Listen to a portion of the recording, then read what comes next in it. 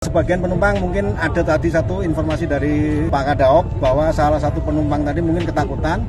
Sebenarnya semuanya masih dalam kondisi normal. Satu orang lompat sehingga ada dilakukan saat ini perawatan ke rumah sakit. Kondisi korban yang nekat lompat dari kereta saat insiden detik-detik kereta tabrak tronton. Satu korban kecelakaan kereta api 112 berantas di perlintasan Jalan Madukoro Raya, Semarang dilarikan ke rumah sakit.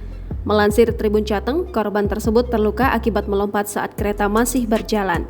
Manajer Humas KAI Daop 4 Semarang, Iksvan Henry Wintoko mengatakan korban mengalami luka persendian akibat melompat dari kereta. Iksvan saat ditemui di lokasi pada Rabu 19 Juli 2023 mengungkapkan jika saat ini penumpang wanita itu tengah dirawat di RSUP Dr. Karyadi Semarang. Ia menyebut jika korban ketakutan hingga nekat memilih melompat dari kereta yang berjalan pelan. Proses pemulangan para penumpang kereta api sudah dilakukan semalam hingga pagi ini. Mereka masing-masing dipulangkan menggunakan kereta dan bus.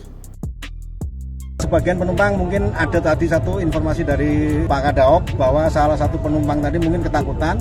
Sebenarnya semuanya masih dalam kondisi normal. Satu orang lompat sehingga ada dilakukan saat ini perawatan ke rumah sakit.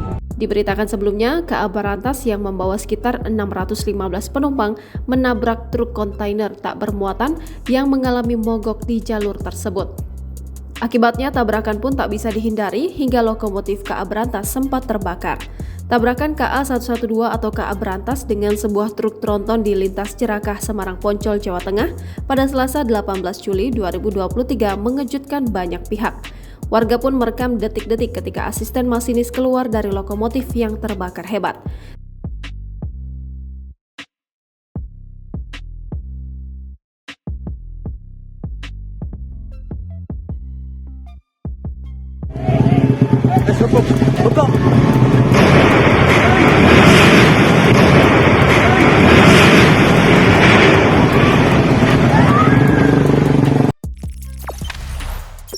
Jangan lupa subscribe, share, komen, dan like ya!